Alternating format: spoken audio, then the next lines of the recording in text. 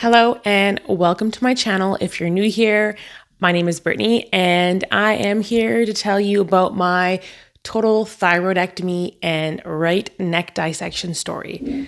So I have actually made this video twice now, and the first one was just so long and all over the place. So this time I'm going to try to do it in two parts and make it a little bit more concise so it's a little bit easier to follow. So I'll kind of do my part one, which is this one, and this will be talking about my diagnosis and my surgery. And then I will do a part two, which is post-surgery and complications and how my life is post-surgery.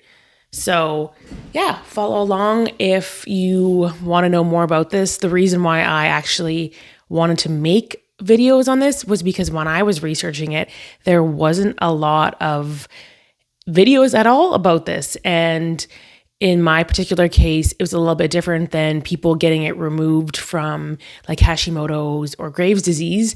It was because I had thyroid cancer and cancer of my lymph nodes. So yeah, the neck dissection, total thyroidectomy combined, it was just a little bit more harder to find information and vlogs. And that's the type of research I like to do before, say, going for a surgery, or if I have questions about diet stuff or health, I will usually go to YouTube and search for videos and just see everyone's experience and how, they've gone through it or whatnot. I just like to relate to real life people. So yeah, just for stats information, I am 30 years old and a 30-year-old female, and I have no health complication background. Haven't been for any major health related surgeries, just one plastic surgery. And yeah, so I've been a relatively really healthy person. I've been doing fitness, competing, competitions, bikini competitions since 2019. So I live a pretty healthy lifestyle. I work out 5 days a week, sometimes 6 days when I'm competing. I do regular steps and cardio. So yeah, that's just kind of a brief background of me and whatnot. So if you can relate to that, coming from a health background, this could be another thing I will talk about in my future videos. So yeah, rewind back to fall of 2021. I had just finished competing. I got second at nationals, and I needed to get my, jab till I was done competing because I didn't want to risk getting sick or getting that flu that a lot of people were getting. So I ended up getting that. And then about maybe a month later, I had noticed a lump right on this left side underneath my jawline. And I was kind of concerned, but not really. It didn't cause me pain or anything. I just thought it was swollen lymph nodes from the jab. And, maybe it was just my body was inflamed or something from it. Yeah, I never really noticed anything else. I also did have on my right side behind my ear, I always had a really swollen lymph node, and it was almost like a ball behind my ear. And I didn't know if it was from my earrings that caused it or whatnot. I just thought it was just,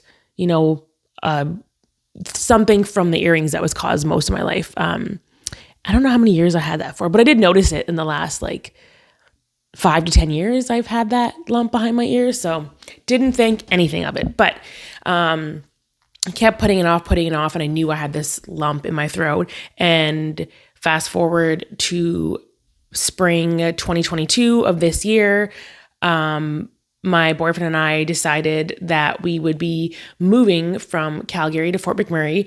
So I just wanted to get all my routine, blood work, my health stuff, a physical. And I had mentioned to my doctor about that lump in my neck. And she was like, okay, I'll send you to get an ultrasound.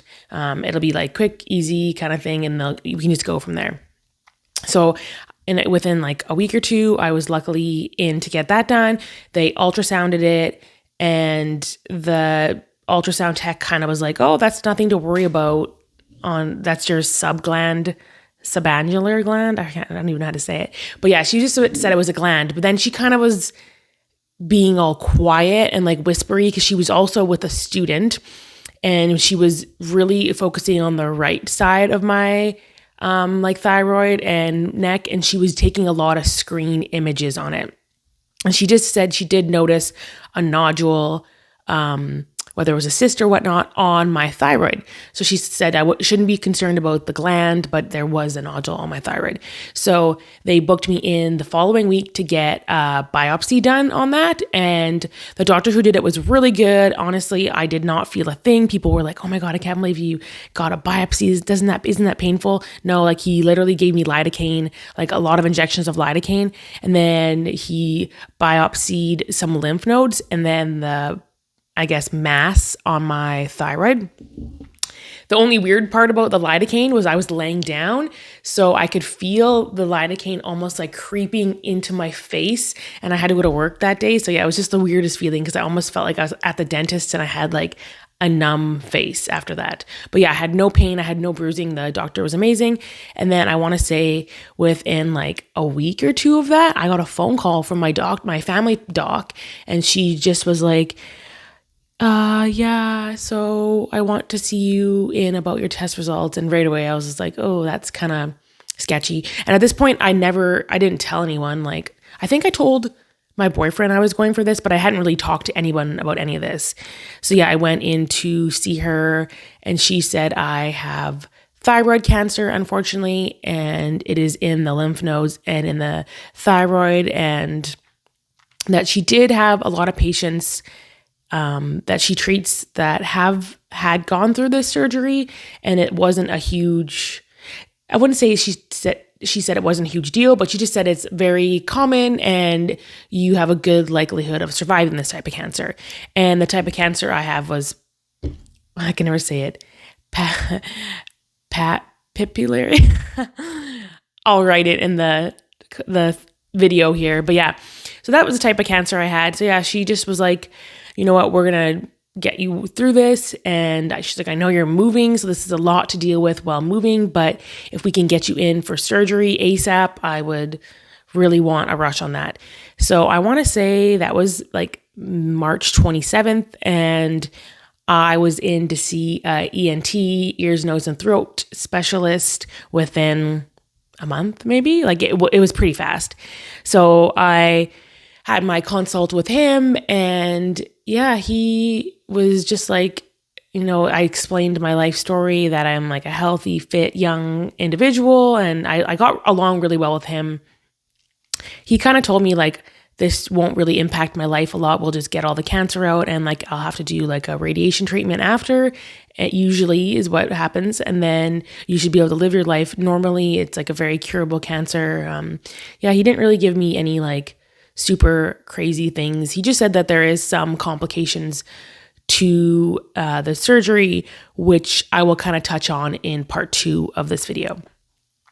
So yeah, they got me in for my surgery May 9th. So diagnosis was the end of March, and then they got me in for May 9th, which was crazy because I had already moved up to Fort McMurray. I was up there in April, and then I like had to start a new job and tell this boss who's amazing that I work for that I'm sorry, but I have to take off another 3 weeks of work for this cancer treatment. And yeah, at that time, like it honestly hadn't really hit me.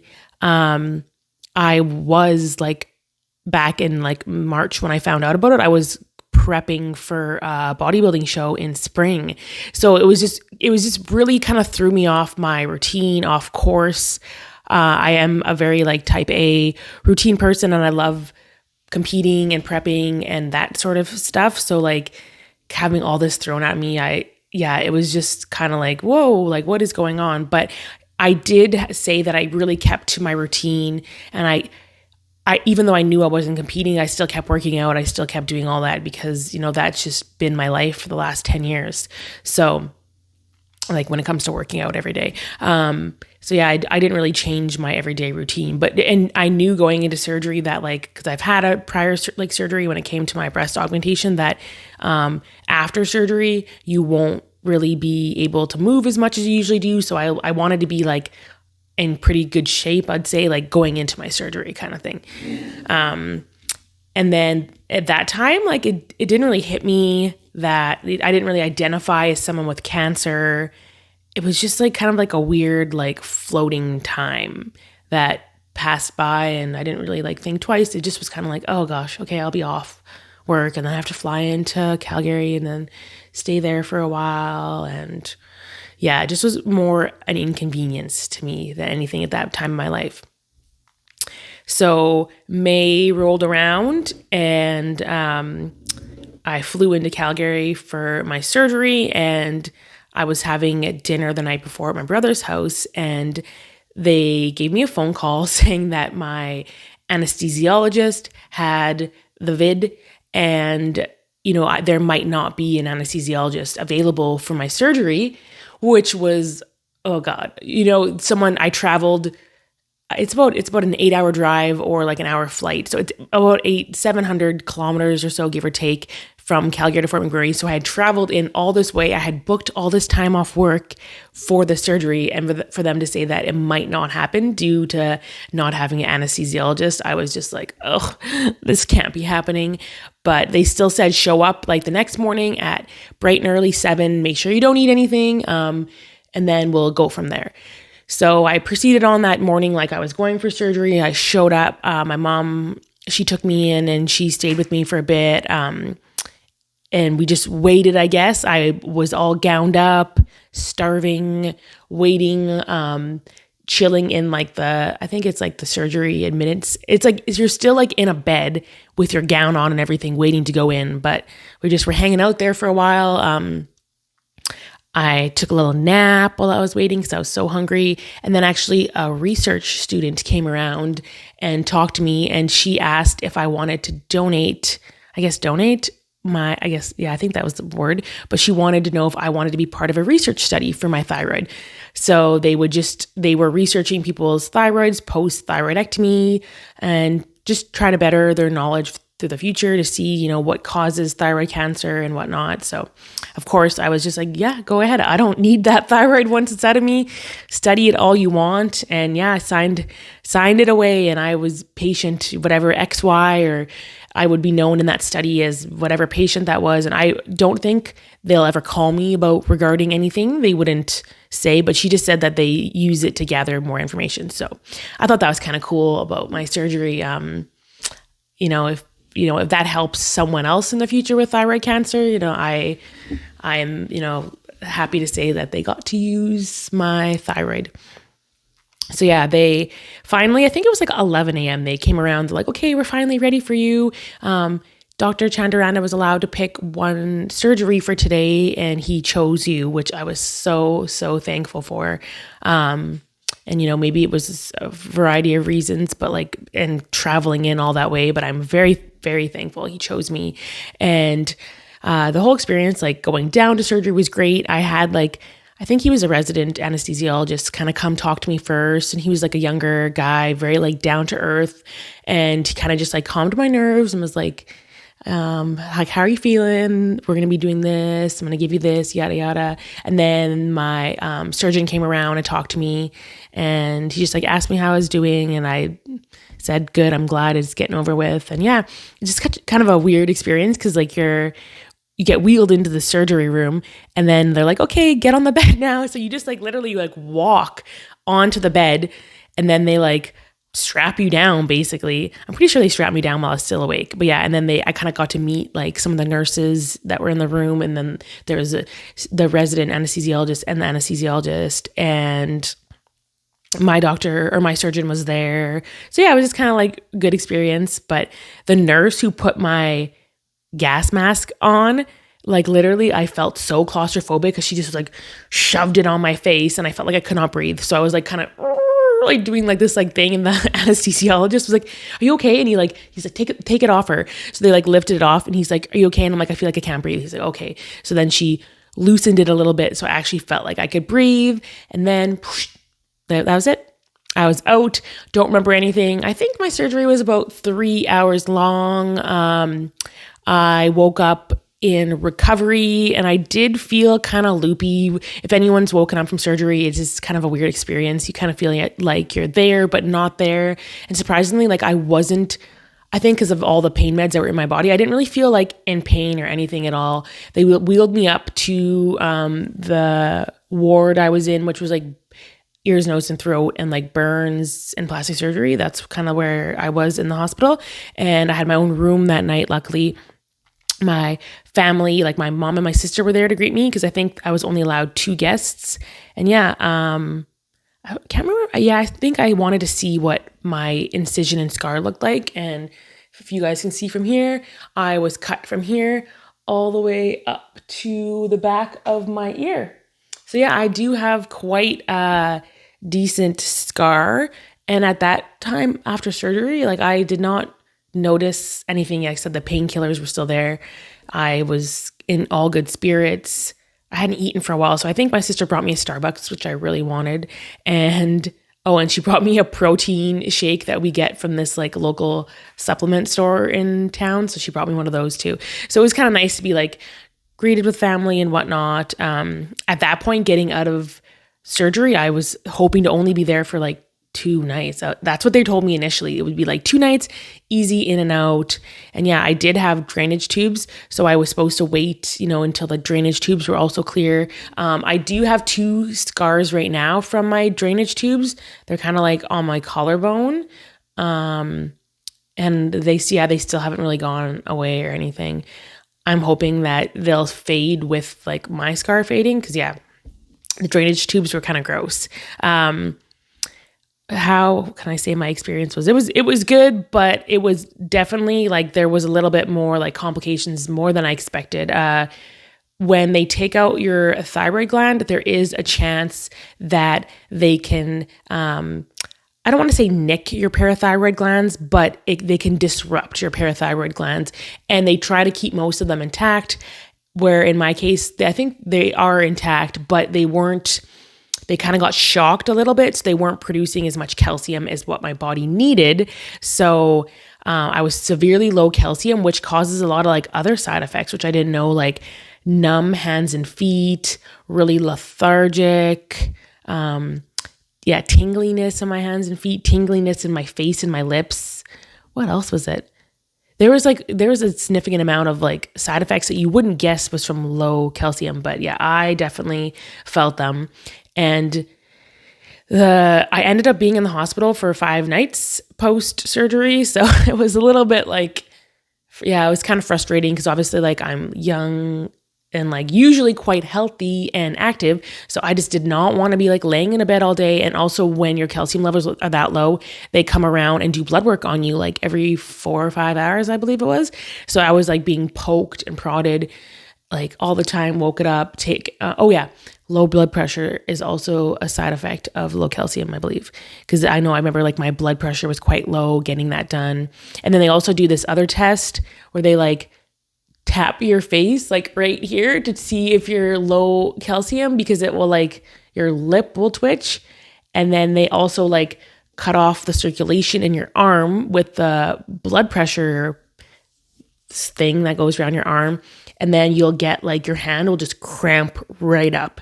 So yeah, that was all like super interesting to me.